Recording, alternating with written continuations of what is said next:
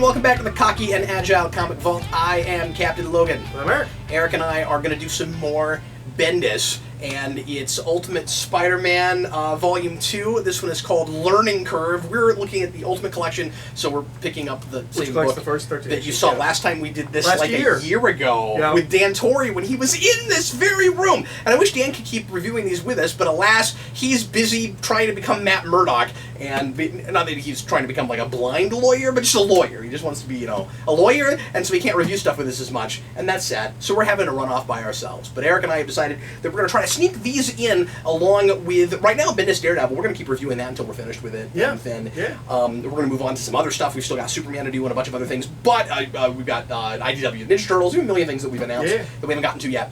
But Eric was like, well, these read fast, and we've been wanting to do this for a long time to get back to it, and people have been begging us to. And there's so much of it, we're never gonna do all of it. Like it's been a year since we did the first one. Yeah, if we wait a few omnibuy, we're just not gonna finish it. Yeah, because it's like 160 something issues, is it not? Yes, it's 160. And there's like a second volume briefly, and then it goes back to the numbering system from the first volume. Yeah, to 150 because Marvel can't count. It's actually like issue 148, but Marvel can't count. Man, every time. I mean, I sympathize, but you guys are professionals, I once read a review about something, and it had one of my favorite lines ever, where it said like, it was a Fractions Iron Man, where they're like, I haven't hit 500. I haven't checked the numbers, but I already know that the numbers don't match up. That's hilarious. Because they never do. Marvel just can't count. And it's really bad now because they went back to old numbering for a bunch of stuff and made up numbering for, we talked about this, for Venom and some other things. And I think they did it with Deadpool. They did it with a bunch of things. And none of that's right. So like all at once it happens with like 10 books. Well, Ultimate Spider-Man's embarrassing because it's 2 volumes. You add like 120 something and like 20 something else, and you get. It's not hard. They only renumbered for a while. Why'd they do that? Anyway, we're wasting time. So, I want to say this immediately. Speaking of Dan Torrey, this brought me back to Spider-Man page by page, which I missed doing, and I want to go back and at least finish reading the Stan Lee run of Spider-Man. The whole 100 issues. The whole 100 issues. Yeah. I also because I liked this, of course, a lot. But I think part of the reason I did was because of the ways it parallels and then diverges from that stuff. Because I read far enough, we're not past that here yet.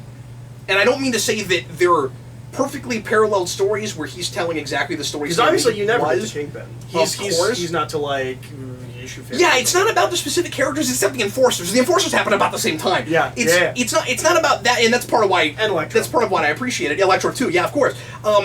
But more of it, and then of course, like, he does Green Goblin way early. Yeah. But beyond specific characters, it's more about where Peter Parker is emotionally and how he's evolving. And this reads a lot like, and again, it diverges, and it's interesting how that happens. But Bendis is kind of doing what Stan Lee was doing with Peter Parker emotionally from the hip. Like Stan Lee was doing it kind of issue by issue and kind of trying to figure it out, and this reads more like Bendis knows where he's going, so it's like a refined version of that. So like I see Peter Parker tackling the Kingpin here, both literally and figuratively, as exactly what he does with Dr. Doom. Okay, yeah. When you go back to that issue, you're right. He's not ready for this. Yeah. Right? Yeah. He's in over his head. He jumps full 2 feet into a situation that a bunch of other superheroes have dealt with before, that everybody knows what Dr. Doom is, everybody knows what Kingpin is. They make a really big deal out of that here. And this arc is all about his figuring out that he's in the deep end, and he needs to learn to swim before he jumps over there. Well, and I like how much of a kid he feels like. Where like he just doesn't get the world exactly. And he's really naive, and he thinks he can solve all the world's problems just because he's got superpowers. Yeah, and he can't. He's also really immature. One of my favorite things in all of Ultimate Spider-Man's in this, but not unsympathetic. No, he never goes so far, and Stan Lee occasionally gets him to places where you're like, I don't even know if I like this guy right now. Well, the thing that I said to you after I reread this is the difference between this and a lot of modern teen books, specifically Champions, is this book knows he's a dumb teenager. Yeah. And it knows that you know he's a dumb teenager. And so you know he's growing. You see him changing. This book doesn't go, as long as Peter he's learning from his Parker mistakes, has the entire you world still figured care. out, and he gets everything better than all of the adults around him. He's a teenager. He's learning. He's growing. And this arc is really a lot about that. He's learning to think and... fundamentally, when we say... I'm sorry, what were you going to say? No, I'm saying he's learning to think ahead and not just go in, half-cocked and figure it, and, hope it works out. Yeah. Which is like the first time. He's not going to do this crap again. Yeah. And I love that it takes him a while to figure it out. Like, he goes up against Kingpin twice. Yeah. And like, he put... What do you think about that? Where I was going to say something, but I just thought of this. Sorry. No, not at all. I'm interrupting myself because this is more interesting. So, what do you think about his having that kind of light switch moment where he's like, "Oh, wait a minute! I thought I could put on my costume and use my superpowers and stop thinking, and I've been going in half cocked and trading in my brain for my costume, and then once he starts using his brain, he's actually able to kind of take Kingpin on. Is that too easy, or does it work?" No, I think that works. I kind of think it does, too. Because it's just like he just had to sit down and figure it out. I just asked the question because I asked it initially, and then was impressed that he won me over with it.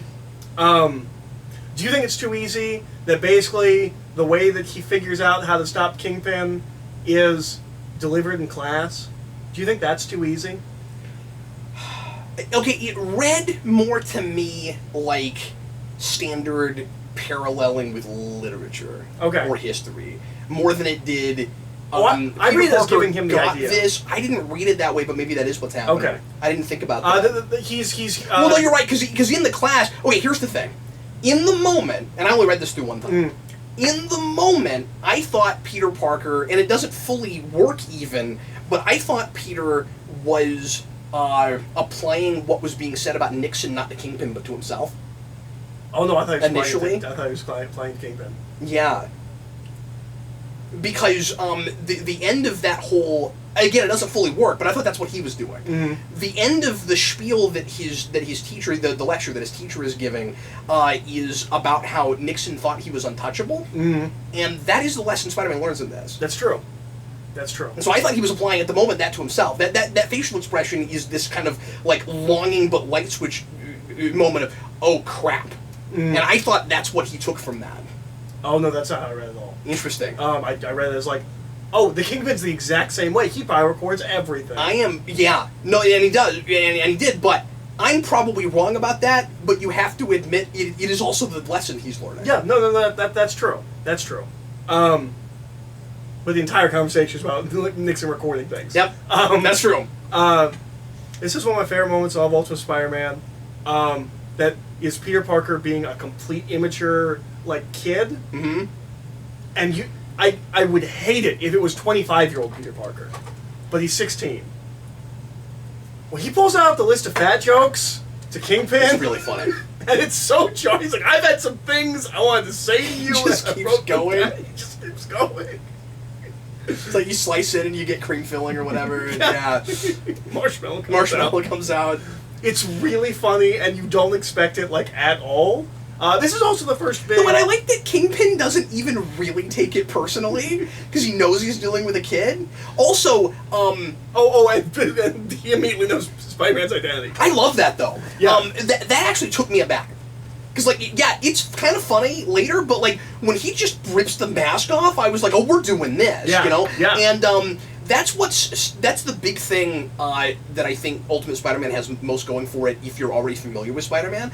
If you read this like you did as a kid as kind of your first big Spider-Man thing, right? Yeah. This is very I knew that, but I just didn't want to put words in your mouth. If that's your this is very much my Spider-Man. You might be surprised by those things, but not in the same way. Where that would just become par for the course. Spider-Man will go to those places. He'll actually tell people his secret identity, earlier than some other superheroes would. But if you're already familiar with the original Spider-Man run, that stuff takes you totally off guard. Yeah, you do not expect him to out himself to Mary Jane in that issue. No, you don't think that's where that's going. And going. that's huge. That's a bombshell. It is, and it's brilliant. And we'll get to that. I don't mean to switch gears. But the reason that is so brilliant is because you could have issues and issues and issues of forced drama with Mary Jane being annoyed with Peter for not showing up to dates and stuff, and we just nix it. Yeah. We just go, you know what, you guys have read 100,000 issues of this. Yeah. Let's just not do that this time. Yeah. Let's find our drama from a different situation. And also, wouldn't a teenager tell a girl he likes? Yeah, of course. But also, wouldn't a teenager be real dumb and everyone finds out a secret identity a bunch? But see, this is why, and both of those things happen within like 6 issues. But here's what's really funny. I also love that they immediately don't know who he is. They just know he's a kid. Well, because of course they like, don't. Do you recognize him? And the guy's like, no, obviously not. He's just some dumb kid. I'm jumping around, but also there's that whole thing with him saying he's 16 and he's 15, and that's hilarious. We gotta give some credit to DC because they figured this out way before Marvel did with Lana Lang. Mm-hmm. Like Clark Kent tells Lana Lang his secret identity when they're kids. Yeah. And most versions of Superman do that. Yeah, that's true. And I forget how far back is and who and the first person to do it, but like it's way before this. Yeah. Yeah. No, you're right. I don't think that's Byrne though. I think it's before Byrne. Because there is no Superboy with Byrne. Although I don't know. There's one. I can't remember if she knows his powers. I think she does. I can't remember. That's what I'm saying. But I don't think that's the first time it happened. Yeah. We haven't reviewed that in a while. Folks, she definitely does later. Because that's a whole thing, is that she does know he's Superman. Yeah. And in the animated series, she knows. Yeah. But anyways. Because that's classic. But no, I love how in over his head he is, but I also love the turning of the kind of standard trope where, like, yeah, they find out who he is, but they don't know who he is. Yeah. They still don't he's know. Just some kid who lives out in Forest Hills. Like, they wouldn't have enough information to go on. They never figured it out. Yeah. I think it's really funny. Because it's so dramatic, but also it's not. There's a mystery that's set up here, and of course I've not read all of this, so I don't but actually also know they know where he's it's a going. kid, and that's not a thing most Spider-Man villains know when they're fighting. Right, yeah, that was a big deal too. Mm-hmm. And of course, all the kids at the high school still assume that he's a grown man, but increasingly people are figuring out that he's a kid. Mm-hmm. There's a mystery here that I should mention now while I'm thinking about it. Is set up with a woman pretending to be a guidance counselor, who is trying to get information about Green Goblin. Yes. And I don't know where that's going yet, but it's not resolved. Wait, is she? I thought she was just a guidance counselor. Is she actually just a guidance I counselor? thought she was just a guidance counselor. I don't think she is. I think that's going somewhere. But you've read this, so you would know before I would. I mean, I don't remember her coming back up. Peter shuts the conversation down real fast because he's like, why are you asking all these questions? And he's suspicious of her because he says, well, on the news, it was reported that he was Norman Osborn, but you're like, he was some monster, and he's like, we all know who this is, what are you doing? And it was played as a mystery. No, he says, because she asks him about the monster, and he says that's Norman Osborn. Yeah. And he says that Harry told him. Yeah. But then he also says everybody knows that. I'm not sure. I didn't read it that way. Okay, I'll find that scene, but I'm pretty sure that's what he said. Not the next arc, but the one after that is when Green Goblin comes back, so that's a thing that will be resolved. Okay, sure. You might be right. This is the problem with you and I reviewing things that you know and I don't. There are definitely scenes like that versa. later where they're S.H.I.E.L.D. agents. Okay. So that you might be right, but that's how I read it this time. Okay, it was weird. I don't know what's going on there, but I just wanted to bring it up because it's not resolved. Yeah. If there's something going on there. Yeah. What else do you want to talk about? We should talk about the. We should talk about the Jameson thing. Oh yeah. So you were talking about how like it starts on the path of Stan Lee and then diverges. But we will diverge. Nothing more literally than him going to the Daily Bugle to sell pictures. They make fun of him for using a disposable camera, and then he fixes a computer thing and he gets a job as a webmaster. Yeah, because and that's so believable. Mm-hmm. Because nobody there knows how to do it. And Betty Brant's like, I hate this, and she's just screaming, and it's really funny. And I paid for you to take that course. It was a 2-day course. And there's no way that that Peter Parker just bringing in pictures, not actually working there, freelance. He's that with a camera he can afford. Yeah, that Jameson is ever going to pay him more than like $50. Mm-hmm. And so like, he's not going to be able to live on it. Mm-hmm. I mean, he's not trying to live on his own, but but like he needs money. He's not going to be able to use that. So it's just so much more believable that he's a webmaster. Yeah. And I loved how believable everything he was saying about the the loop of code. Yeah. And all of that. Yeah. Like Bendis either understands web design or he went and did some research. Yeah, that's all really Yeah. really believable. I like that a lot. Sorry, I'm trying to find this. I like his sequence. Jameson. I like how he is classic Jameson, but a little bit more reserved, a little bit more reined in.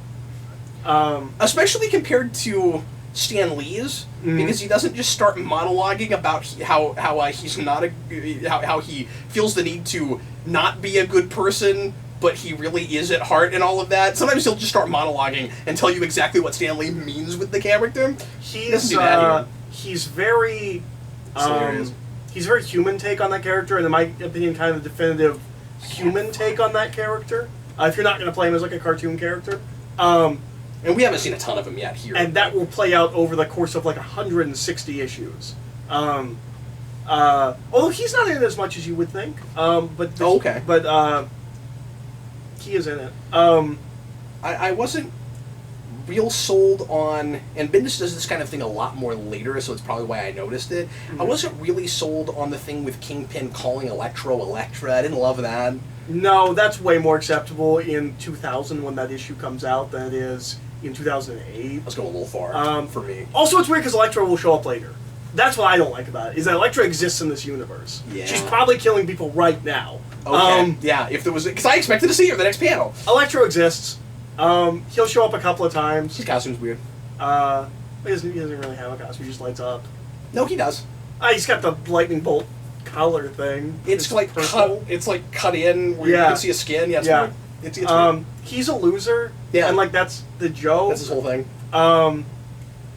That'll come up a couple of times. Also, you were introduced to Shocker, who's insanely important because we start a bunch of arcs with Spider-Man taking on Shocker. That is a running thing. Interesting. Is so many arcs start with Spider-Man taking Shocker, and then there's an issue about Shocker, and it's amazing. Cool. So we should talk about the conversation, which is the last issue. It is maybe one of the best single issues I've ever read. It's amazing. I mean, that's it. Enough said. Yep. It's just freaking brilliant. Yep. It's also when Bendis quit his day job. Oh, I didn't know that. Yeah, so he's writing Sam Twitch, he's writing all his independent comics. He doesn't quit his day job until he writes the conversation, and Marvel accepts it. He's like, okay, I can do this as a living. Wow. Yeah. So he writes all of that except the last issue while working another job. That's really interesting. Yeah. What was he doing? Do you remember? I don't know. I think he worked in the newspaper, but I might be wrong. I know he does Political cartoons at some point. I'm not sure what he's doing exactly. He seems to understand a newsroom. Yeah. But no. So the conversation is an amazing. I don't know what the difference is between that and issues he does more recently. That's like that. It is just a conversation for an issue. I think some of it, of course, is that it's pertinent. It matters. Yeah. It's going to inform the rest of the book. Yeah. Something important happens in it. We're not wondering why we're reading it. Yeah. You know what I mean? It is a big turning point issue. Mm. We are talking about the Mary Jane conversation. Yeah. Just make sure we're talking about the right conversation. Yeah. The whole thing takes place in one room. Mm-hmm. It's a superhero comic book that's risky. That's true. You will see a lot of other Bendis stuff after this where nobody ever puts on a costume. 2001, that is risky. Yeah. No, it is. You'll see a lot of Daredevil where he doesn't wear a costume. It is really... You're right. Yeah, we just saw a lot of that. Yeah. It's really believable. He's got a good voice for both of those characters. They feel like real teenagers, from that time period, and they're both endearing but both flawed, right? I mean, like... Yeah. Like, I'm glad Peter's doing this, but I also don't know if it's a good idea, and she is as naive as he is, right? When she's like, just tell everyone! He's like, stop making noises with your feet, because Aunt May's gonna find out, and then I think he maybe took the whole don't make hanky-panky thing a little too far at the end. I think that goes a little too far. I think the fact that she called her mom, that seemed too far. Yeah, like, she doesn't come up and talk to them first. No. Well, I guess she opens the door and is like, hey, don't do that up here, but then but then she doesn't give them the benefit of the doubt at all, and there's no evidence besides the fact that there's noise being made. Now, if you're Peter Parker, you don't say, we're doing homework, you come up with some other excuse, because homework wouldn't make all that ruckus, right? So, I mean, like, what are you doing that's making all that noise? She's jumping up and down the bed, which is not helping. No, it's not. Like it sounds, bed? yeah, it springs. Yeah. But Mary Jane's right when she's like, I think it's her, maybe it's Peter, I can't remember, but one of them at the end is yelling Peter. after her, we're wearing clothes! Yeah. Well, but that doesn't mean anything, right? But the hanky-panky thing is a thing that will run Yes, through. it does. And we shouldn't go this far, but I'm going to. Okay. The reason it matters is because she thinks they went all the way. Because she That's says, true. I hope you use protection. That's true. If they're just messing around, That's true. then she wouldn't say that. That's if true. If she believed that. No, you're right. But anyway, so I don't know. They will never sleep together. Interesting. Marvel said no. They are too young. Bendis wanted to do it, like real early. Bendis wanted to do Wow. it. Marvel says no, they're too young. Which thought- is weird because every television show on TV is about teenagers having sex. That's right. Yep. I thought that, yeah, I mean, like, you know, we did Buffy and Angel 4 years before this, like 3 at least. But I don't know. I didn't like that she makes assumptions about them and doesn't trust them a little bit more than she does. Yeah, it's weird. That's what I didn't like. Because it's not like this is new. They're like childhood friends. But I just love that and Mary Jane is about as reasonable as you could expect her to, where she's trying to be as fair as she can about him not showing up for their date and stuff, but she just can't help but wear her emotions on her sleeves. It's different than, I'm never going to talk to you again, I'm slamming the door, I'm walking away angry. There's nothing to count in this, right? She's a ball of raging hormones that never change. But then she's still a teenager. Immediately Peter's recourse is, well, I'm just going to tell her. Yeah. And does. And we do the same thing in Amazing. Yeah. In the movie. Yeah. I think it's better done here. It is. I like that scene too, but this is this is way better. Yeah. And I love that he took a whole issue with it. I mean, this is where the decompression thing is really useful because you get to know these people. You feel like you're, like you said, seeing them learn and grow. They feel like real people. Well, and obviously, Ultimate Mary Jane's who they're looking at when they're writing Gwen Stacy, which is fine because Bendis kind of flips Mary Jane and Gwen Stacy. It's like Gwen Stacy's not actually the way anyone ever talks about Gwen Stacy because she was written by Stan Lee, and so like she's kind of shrill and like irrational. But like once she mentioned that she's in a science class, we act like she's a smart Peter and all that stuff. Yep. Bendis is taking all that and putting it in Mary Jane. And I think next volume you'll meet Ultimate Gwen Stacy, who is the modern version of like the wild crazy girl that Mary Jane was in the 60s. Interesting. So this Mary Jane's not going to be a model and all that. No. I mean I don't think either of them would end up being a model, but no, she's smart. She's not. I mean, it's absurd and Amazing Spider-Man, but like she's like up there with Peter. They're both very smart. Yeah, kids. Amazing. She's a super genius. Yeah, yeah. She might as well put a costume on. Yeah. But yeah, like I said, I think that's, and I kind of hate that it took me this long to finally read this stuff because I kind of think that's one of the best single issues. Yeah. Ever. It's a pretty famous single issue. I think like if you say Ultimate Spider-Man 13, like most people that have been reading comics for a long time are like, oh yeah. And I'll even say something kind of blasphemous, because this is also super risky, and sometimes he does these kinds of things and they don't work and they look kind of cutesy. I like his placement of Face It Tiger better than Stan Lee's. His placement of Face It Tiger is really good. I like it better. Yep. That's blasphemy. I like it better. Yeah. It just seems more natural when she says it. Yep. I actually forgot that was in that book because like it's a catchphrase for that character in 616. I think that's the only time she ever says it. No, that's great. She doesn't keep saying Tiger. Like that's her name for Peter in 616 is Tiger. Yeah. But I mean, I don't even on principle have a problem with him finding a way to work it in. But I'm so impressed with how he did it because I always thought she seemed weirdly conceited at the doorstep. I mean, she looks good and she knows she looks good. Yeah, but like I don't know who says that. But it's also I think she's aware of what he thinks of her. Because remember, there's all this buildup of. Oh, that's a good point, right? Yeah. Of like, and he doesn't want to meet her be on a because she's blind got date. a nice personality, and we know what that means. Right, she's probably dumpy or something. Yeah, is what he's thinking. Yeah. Okay, fair enough. Well, maybe it's just as good. Yeah, but I really do like it in that panel. It's good stuff. It's really good stuff. Anything else you wanted to mention? No, I mentioned Shocker. that was the big thing I didn't want to forget because that's going to be running again. I like this arc better than the first arc. It's better. Yeah. Yeah. He already reads more confident. It's also not like he kind of got to write it himself, and that first arc is kind of co-plotted by Bill Jimenez and that's right. His whole thing. But like the second arc is completely him. So yeah. Cool. All right. Well, that's going to be it for us on this segment of the Vault. We're going to do one more where Eric and I are going to go back and forth and talk about a few solo things that we read separately. So stay tuned if you want to hear us talk more about comics. And if not, thanks a bunch for clicking on this video. We sure appreciate it. If you are watching on the playlist, just keep it running, and we'll get to that third Vault. This is, I think, the first time we'll have 3 separate Vaults, but I wanted to split these up and make sure people could find these. So anyway, thanks again for watching, folks, and we will see you again very shortly. I am Captain Logan. And I'm Eric.